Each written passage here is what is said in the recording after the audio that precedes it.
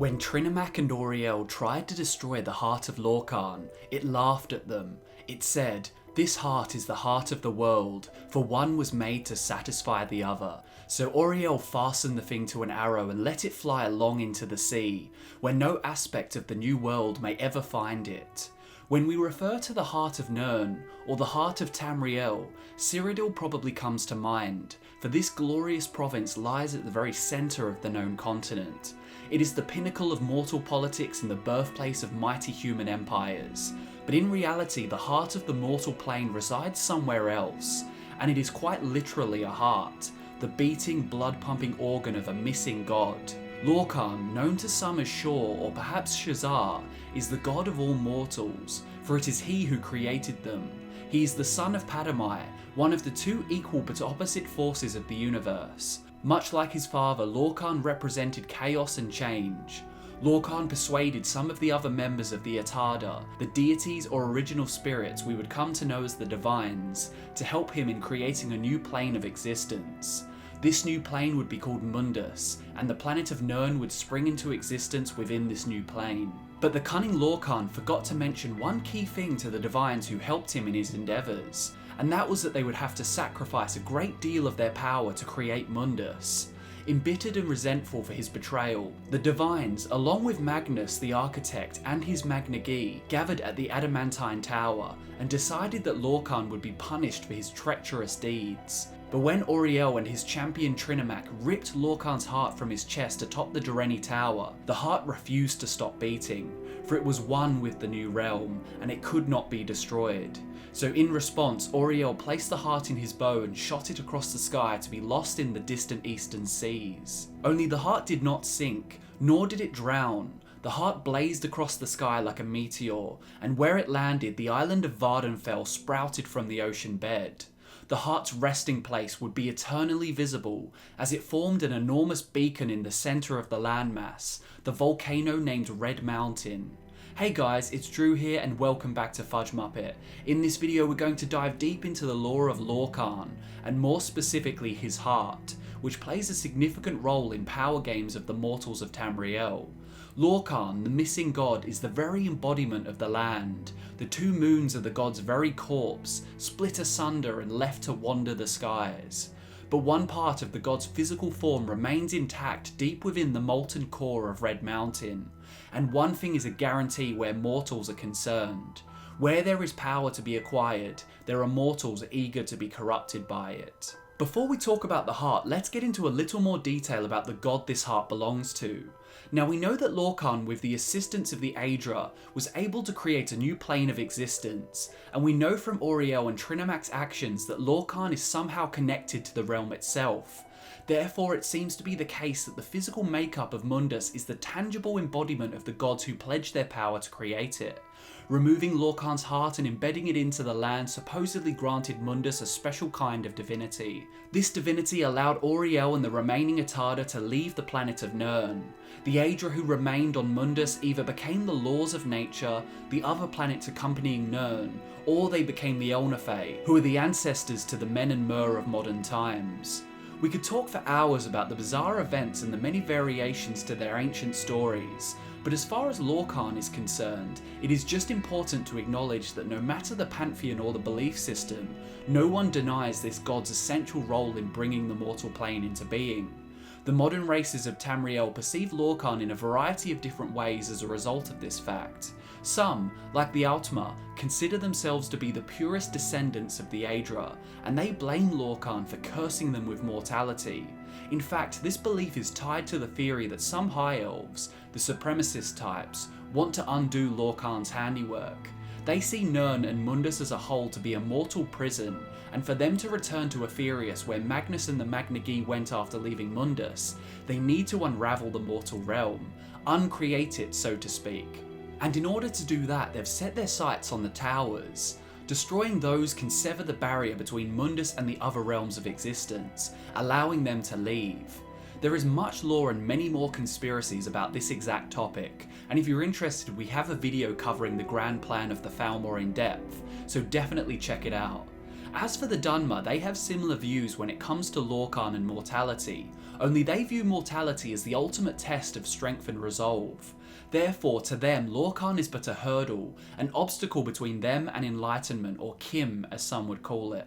On the opposite side of the spectrum, men revere Lorkhan, for without him they would not exist at all. Mortality is hardly a burden when the alternative is not existing to begin with.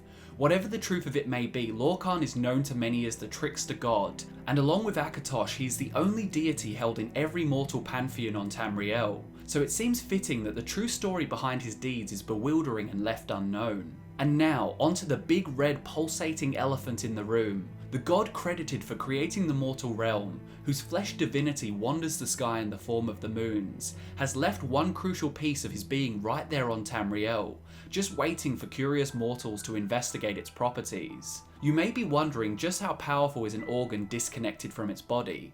Well, when Auriel strapped the heart to his bow that fateful day at the Adamantine Convention, and loosed it in a long arc over the continent, the heart left a scarlet trail in the sky.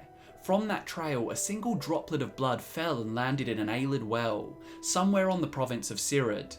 By some touch of divine providence, the life essence fused with a small red crystal, and the ancient Aelids fashioned it into a gemstone. This gemstone is the centerpiece of the Amulet of Kings, the sacred artifact worn by the Cyrodiilic emperors of old. Some theories claim that Akatosh created the amulet with his own dragon blood, but either way, the power of the gemstone is undeniable. So long as it was worn by a descendant of Elysia, the amulet would perpetually seal the veils between Mundus and Oblivion, guarding mortals from the malevolence of the Daedra. So, a single drop of Lorkhan's blood is capable of creating one of the most invaluable relics in the history of Tamriel. It's a daunting prospect now to imagine what kinds of miracles the heart itself is capable of. This is where ambitious mortals enter the fold. And what race is more ambitious than the industrious, efficacious bunch of underground dwellers we call the Dwemer?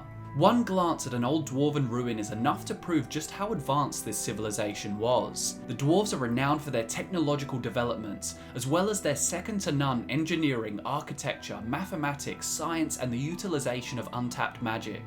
Their incredible feats of creation would not have been possible without a tenacious attitude and an overwhelming sense of ambition.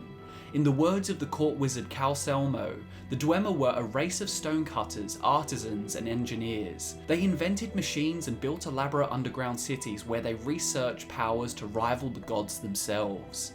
So how is it possible that a race with such astronomical potential for advancement would just fade into obscurity? All of their work, which by 4th era standards is still considered precocious and unfathomably progressive, was created thousands of years prior to the modern day. Yet all we have left are scattered ruins and masterful displays of artisanry left to rust. Well, back in the First Era during the Gold Age of the Dwemer, a particular series of events led their rulers to make a vital decision, one that could either allow the dwarves to transcend the mortal coil, or tear their civilization down from the foundations. This series of events began with the War of the Crag. While this conflict was unrelated to the Heart of Lorkhan, there is no doubt that rising tensions on multiple fronts played a part in their drastic actions down the line. I'll talk in more detail about this war in an upcoming video, but in short, the Snow Elves sought refuge within the Dwemer city of Blackreach, and after some horrific treachery and a betrayal by the Dwemer, the Snow Elves were transmogrified into awful blind savages called the Falmer. Eventually, these Falmer rose up in revolt, and the fighting continued up until their adversaries vanished from the city. Not long later, in the 4th century of the First Era, the First Council was established. This was an alliance between the Chimar and the Dwemer, created in the hopes of driving the Nords from Morrowind. This was a huge success, and the Nords were overwhelmed and humbled by the might of the Council. Around this time, the Dwemer miners on Vardenfell discovered an artifact deep within Red Mountain, the Heart of Lorkhan. Kagrenak, the leader of the Dwemer, immediately began working on a strategy to tap into the Heart's power. You wouldn't seriously expect the Dwemer of all races to leave such an artifact unclaimed, would you? Kagrenak crafted 3 tools that would allow him and his fellow tonal architects to gain access to the Heart's power, which they would then use to charge the Numidium. The first tool was Keening, a magical dagger, the second was Sunder, a hammer of divine mass, and the third was a heavy gauntlet named Wraithguard. The Numidium was an enormous brass golem, And while there are many theories about what it would have been used for, the common consensus is that the brass god would have allowed the dwemer to ascend beyond the mortal plane, like the Magna Gi did back in the Dawn era. The Numidium was later used by Tiber Septim, but that was without the Heart of Lorkhan as a power source. Either way, the dwemer were unable to test their brass tower's abilities, because word soon spread to the chimer of the dwemer's discoveries, and they were deathly concerned that the dwemer were becoming far too strong and would soon become out of control. Thus, the War of the First Council broke out, and the two allied races were at each other's throats. This war eventually led to one fateful battle 2 years after the conflict initially broke out. It was the 700th year of the First Era, and beneath the Red Mountain the forces of the Chimer under General Nerevar clashed with the forces of the Dwemer under the command of Jumak Dwarf King. There are various conflicting accounts of what exactly happened, but one thing is known for certain. When the dust settled on the battlefield, despite the loss of their general, the Chimer stood victorious. Only the evidence of their conquest was gone, for no dead dwarves were left. All traces of their people was gone in an instant. Before the climax of the battle, a desperate Kagranak sought to use his secret weapon. His race was faced with the possibility of an insurmountable defeat, but there he stood with the Heart of Lorkhan, the tools and the Numidium, just waiting to be activated. And so he acted, using the tools on the heart. And when he did so, every trace of the Dwemer race instantly vanished.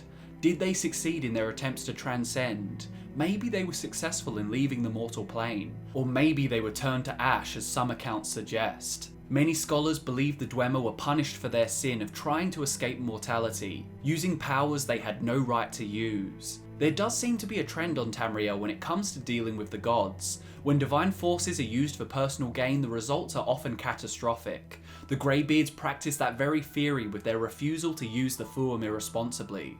Either way, the Heart of Lorkhan proved to be too powerful for even the most intelligent, advanced race on Tamriel. The whole ordeal is summed up by the last living member of the Dwemer race, Yagrum Bagan, who claims to have survived the disappearance as he was not present in the mortal realm at the time. He says, "I think Kagranak might have succeeded in granting our race eternal life, with unforeseen consequences, such as wholesale displacement to an outer realm, or he may have erred and utterly destroyed our race." Once the Battle of Red Mountain was over and the Chimer were victorious, the Tribunal came into being as 3 members of the race ascended to demigodhood. Vivek, Sophasil, and Almalexia, the 3 sides of the Tribunal triangle, were all present in the Heart Chamber when the Dwemer disappeared.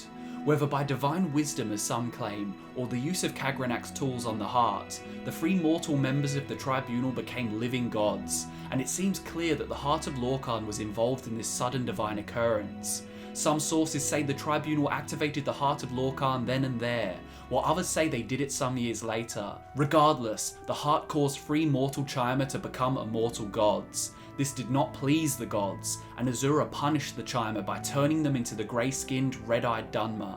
The Tribunal meddling with the Heart of Lorkhan to achieve divinity did not end well for them. Almalexia was driven mad when she was deprived of the heart's power. Sophasil was killed by the insane Almalexia, and Vivek disappeared. The final instance of the heart in use came when Dagoth returned. Dagoth was believed to have perished during the Battle of Red Mountain, only he survived and attempted to use the tools and the heart to power his own creation, a second Numidium named the Akulakan. He was killed by the Nerevarine and his plans were subsequently thwarted. Since the Tribunal's downward spiral after being separated from the heart and the defeat of Dagoth, the Heart of Lorkhan has been left untouched by mortals. If history is any indicator, some forces are just too profound for mortals to comprehend or control.